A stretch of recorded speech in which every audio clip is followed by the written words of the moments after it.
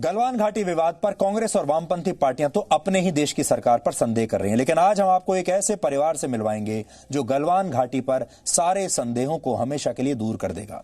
जिस गलवान घाटी पर अब चीन अपना दावा कर रहा है, चीन कहता है कि यह गलवान घाटी हमारी है। उस गलवान घाटी का नाम एक भारतीय के नाम पर रखा गया था। इस भारतीय का नाम था गुलाम रसूल गलवान। इन्हीं के नाम पर गलवान घाटी है, जिनके वंशज आज भी लेह में रहते हैं। जी न्यूज की टीम इस समय लद्दाख में है और आज गुलाम रसूल गलवान के परिवार से हमने बात की। इनकी बातें सुनकर आप सब समझ जाएंगे कैसे इस घाटी को लेकर चीन जो दावे कर रहा है वो झूठे दावे हैं। इसके अलावा आज हमने एक ग्राउंड रिपोर्ट के जरिए लद्दाख के ताजा हालात को भी समझने की कोशिश की है। आप ये ग्राउंड रिपोर्ट देखिए, क्योंकि जी न्यूज की टीम अब लद्दाख में इस समय है और हम लगातार हर रोज आपको वहां से ग्राउंड रिपोर्ट्स दिखाते रहेंगे।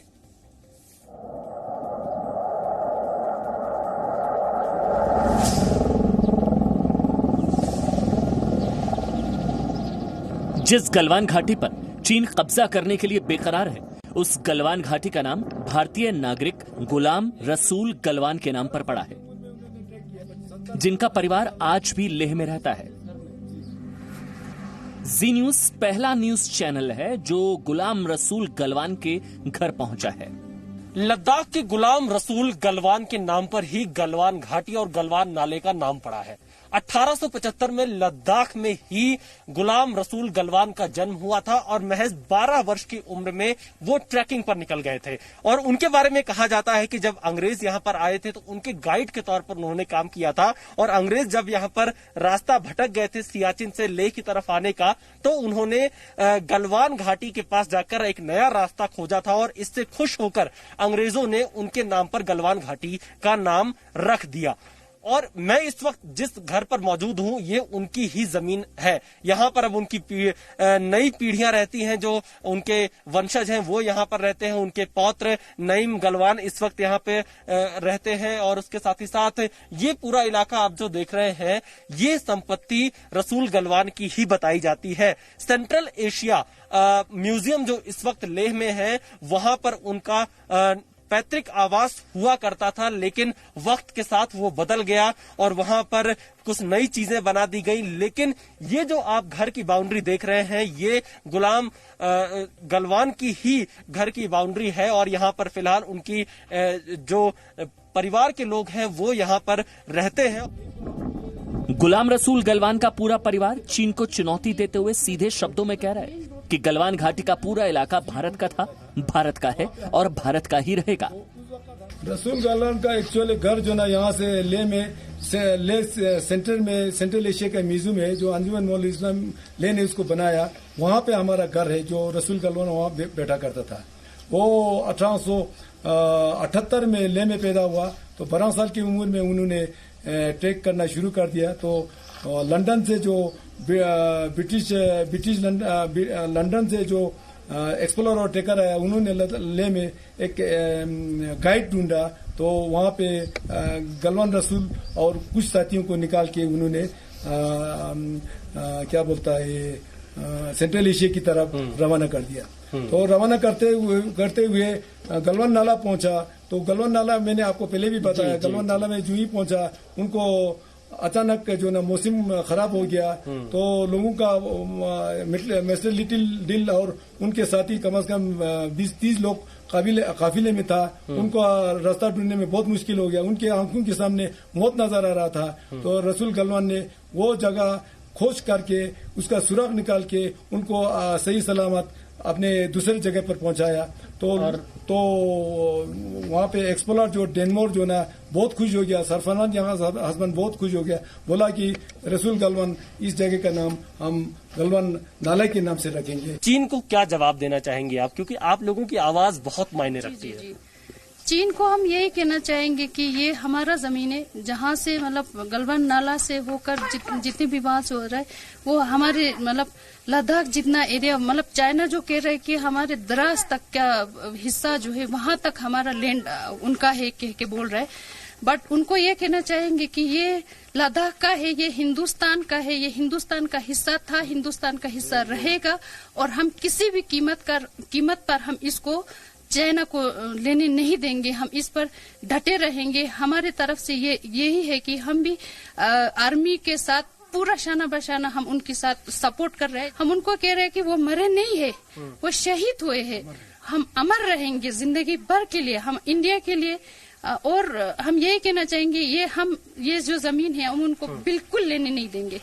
हम जैसे भी हो सके, हमारे यहाँ जो जवान अभी तैनात है चाइना बॉर्डर पे, उनके साथ हम खुद फैमिली जितने भी यहाँ से वॉलंटियर के लिए तैयार है। अभी हम जहाँ भी जाना चाहेंगे। लद्दाख के लोग, लद्दाख के निवासी, गलवान की जो फैमिली है, जो यहाँ पर जाने जाते हैं, जिनके नाम पर गलवान घाटी का नाम रखा गया है, उनके जो फैमिली मेंबर्स इस वक्त हैं, जो उनकी पीढ़ियां यहाँ पर हैं, वो ये कह रहे हैं कि भारत की जमीन की रक्षा के लिए हम वॉलंटियर सीमा पर जाने के लिए तैयार हैं। देश के सैनिकों के साथ हम खड़े रहने को तैयार हैं, ताकि चीन की जो धोखेबाजी है उसको खत्म किया जाए और भारत की एक एक इंच जमीन की रक्षा की जाए। जय हिंद, जय भारत। ये इलाका हमारा है और चीन को हम नहीं लेने देंगे। लद्दाख में ग्राउंड जीरो की रिपोर्टिंग करने पहुंची जी मीडिया की टीम हालात का जायजा लेने के लिए गलवान घाटी के आखिरी भारतीय गांव दुर्बुक तक पहुंचना चाहती थी, लेकिन चीन से ताजा तनाव को देखते हुए ऐसा नहीं हो सका। लेकिन हमने लेह से करीब 15 किलोमीटर दूर चोकलामसर नामक जगह पर दुर्बुक गांव के पूर्व सरपंच से मुलाकात की, जिन्होंने बताया कि कैसे पूरा लद्दाख चीन को सबक देने के लिए तैयार है। अभी सड़क हमारा है, मतलब हमारा टेक डिब्यू तक है, मगर सड़क अभी भी अच्छा बनाना पड़ेगा। हमारे लोगों को कॉन्फिडेंस लेना पड़ेगा। जो गाँव है, जो अभी एक तरफ से हम भी फौजी की तरह है, हम अपने बिल्कुल सब कुछ, मतलब माउंटेन में जैसे कि दुर्बुक, टंग से करग्याम, सतो, फोपरंग, सब चुशुल बुशुल सब बॉर्डर में ही बैठता है। उनका ना लाइट का बंदोबस्त अच्छा है। मैंने आपको पहले भी दोबारा ये नहीं कहना चाहता हूँ, पर उनके लिए बहुत अच्छा होना चाहिए। वो फौज की तरह 12 महीना बैठता है, ठंड है, हवा है, ये है, हालत खराब है। फिंगर 8 तक हमारा नोमेट जाता था, 5-4 लेन हम यूज करता था, फिंगर 8 तक। आज वो फिंगर 4 तक आ गया। हम मतलब इसका हमें एक बिल्कुल सख्त कदम उठाना पड़ेगा। पूरा देश चीन को माफ करने के लिए तैयार नहीं है। चीन को सबक सिखाना जरूरी है। देश की सेना भी अब चीन की कोई और हरकत बर्दाश्त करने के मूड में नहीं है। लद्दाख की ऊंची पहाड़ियों के ऊपर उड़ान भरते लड़ाकू विमान और हेलीकॉप्टर चीन को चेतावनी दे रहे हैं कि सीमा पर एक और भूल उसे बहुत भारी पड़ सकती है। ये आप मेरे पीछे देख रहे हैं, ये है अपाचे। इसी तरीके से सुबह से लेकर के अब तक मैं जिक्र करूं, अपाचे हेलीकॉप्टर जो है पूरे तरीके से यहां पर कॉम्बैट पेट्रोलिंग कर रहे हैं। इससे पहले हमने तेजस भी देखे थे, शिनूक भी देखे थे। लगभग यहां पर पूरे तरीके से एयरफोर्स की मौजूदगी और लड़ाकू हेलीकॉप्टर्स की तैनाती है, क्योंकि अपाचे जो है हम लगभग हर 10 से 15 मिनट के अंतराल पे देख रहे हैं, 1 या 2 अपाचे नजर आते हैं, सिंक्रोनाइज नजर आते हैं। और ये पूरी वैली, पूरी घाटी को जो है ऊपर से वो कॉम्बैट पेट्रोल कर रहे हैं, नजर रखे हुए हैं। और कहा जा रहा है कि गलवान की घाटी की तरफ जो चीनी सेना की हलचल है उसकी भी पल पल की जो रिपोर्ट है, सेंसिंग है, वो यहाँ पर की जा रही है। तो इस वक्त हम ये कह सकते हैं कि अगर दोनों देशों की थल सेनाएं अगर आमने सामने हैं, तीनों सेना जो है हैवी अलर्ट पर है और वायुसेना की मौजूदगी इस वक्त लगातार कॉम्बैट पेट्रोलिंग में देखी जा सकती है।